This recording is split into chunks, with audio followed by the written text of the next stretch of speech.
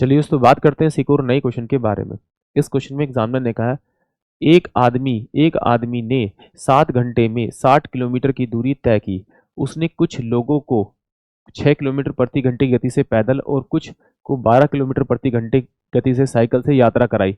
पैदल तय की गई दूरी किलोमीटर में क्या है, ये एग्जामिनर मुझसे पूछ रहा है। तो इस क्वेश्चन करने के 2 से 3 तरीके। एक तो आप ऑप्शन की मदद से कर सकते हैं, दूसरा आप इसे एक्स से मान कर सकते हैं, तीसरा आप इसे एलिगेशन से कर सकते हैं।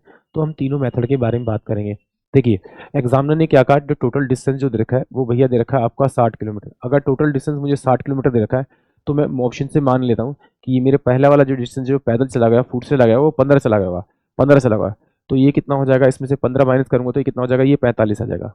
अगर ये मेरे पास है फुट से मेरे पास में 9 गया होगा तो ये मेरे पास में कितना हो जाएगा, आपका यहाँ से माइनस करेंगे तो 9, और ये मेरे पास में कितना 59 हो जाएगा, यानी कि 51 हो जाएगा। ये अगर वो फुट से अगर 48 किलोमीटर गया होगा तो ये कितना गया होगा आपका 2, और ये 12 किलोमीटर गया होगा। अगर ये 24 किलोमीटर गया होगा पैरों से तो बाकी कितना गया होगा आपका, ये आ जाएगा आपका 6, और ये 36 किलोमीटर जाएगा आपका किससे, आपका साइकिल से। अब देखिए एग्जामिनर ने कहा कि भाई ये दोनों जो ये जो पूरी दूरी है ना वो टोटल ना 7 घंटे में होती है, और एक की स्पीड मेरे पास 6 और एक की स्पीड मेरे पास में कितनी है 12। तो मुझे ऐसे ऑप्शन पहले उठाने हैं जो मेरे 6 और 12 से पूरे पूरे डिविल जाएंगे। तो देखिए 6 से पूरा ये नहीं जा रहा, 6 से पूरा नहीं जा रहा, 6 सत्ते वाले 6 48 और 12 कम 12। तो मैं अगर 6 से भाग करूंगा तो 6 6 छठे 48, यानी कि ये 8 आएगा और ये 12 जाएगा। तो इसका मतलब ये 9 घंटे आ रहा। तो इसका मतलब ये तो आंसर हो नहीं सकता।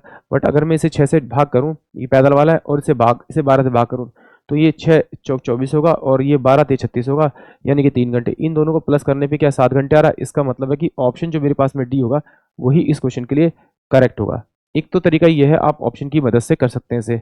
दूसरा तरीका ये है आपका, दूसरा तरीका ये है कि भाई मान लेते हैं कि भाई जो पहला डिस्टेंस है जो 6 किलोमीटर की स्पीड से कवर कर रहा है वो एक्स है। तो डिस्टेंस अपॉन में स्पीड, ये मेरे पास में टाइम लेगा, प्लस में 60 माइनस का एक्स, यानी कि टोटल डिस्टेंस में से अगर मैं पैदल चला हुआ डिस्टेंस निकाल दूं तो मेरे पास में साइकिल वाला डिस्टेंस आ जाएगा। तो डिस्टेंस अपॉन में इसकी स्पीड कितनी 12 है, बराबर में ये जो टाइम लेते हैं, टाइम कितना लेता है, एग्जामिनर कह रहा है कि 7 घंटे लेते हैं। तो सिंपल सी बात है, इसका एलसीएम करूंगा तो 2 से मल्टीप्लाई करूंगा और 2 से मल्टीप्लाई करूंगा। तो ये मेरे पास में कितना आ जाएगा 2x, प्लस में कितना हो जाएगा आपका 60 माइनस का x अपॉन में कितना हो जाएगा आपका 12, बराबर में 7/1 हो जाएगा। तो सोल्व करूंगा तो x और ये इधर क्रॉस मल्टीप्लाई करूंगा तो बराबर कितना 12 से 84 84 माइनस का आपका 60 हो जाएगा। तो x इक्वल टू में कितना आ जाएगा आपका 24 किलोमीटर आ जाएगा। यानी कि पैरों से जो उसने यात्रा की पैदल की वो 24 किलोमीटर की। अगर इससे भी नहीं करना तो फिर आइए अब करते हैं दूसरे तरीके के बारे में, एलिगेशन वाले तरीके के बारे में। देखिए उसने कहा कि भाई पहला तो जो इसकी स्पीड है पैदल वाली फुट वाली वो 6 किलोमीटर पर आवर है, और दूसरा दे रखा है उसने मुझे क्या दे रखा है आपका, आपका दे रखा है आपका 12 किलोमीटर पर आवर, आवर दे रखी है जो दे रखी है उसने आपकी किससे, साइकिल से, बाईसाइकिल से।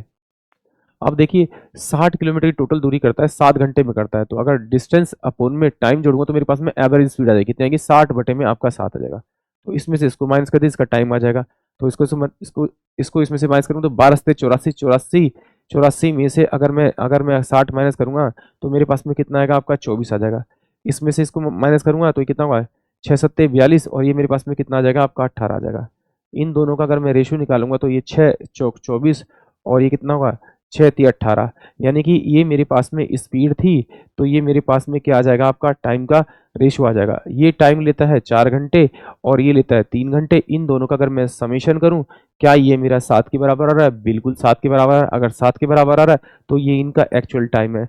यानी कि ये जो है ये इसने क्या किया, इसने 6 किलोमीटर के हिसाब से पैदल वो 4 घंटे चला है और 12 किलोमीटर के हिसाब से ये 3 घंटे चला। तो डिस्टेंस सॉरी स्पीड इंटू में टाइम इक्वल टू क्या होता है डिस्टेंस होता है। यानी कि इसका जो डिस्टेंस आएगा टोटल वो 24 किलोमीटर आएगा, यानी कि ऑप्शन डी। और इसको मल्टीप्लाई करेंगे तो 12 × 36 आ रहा है।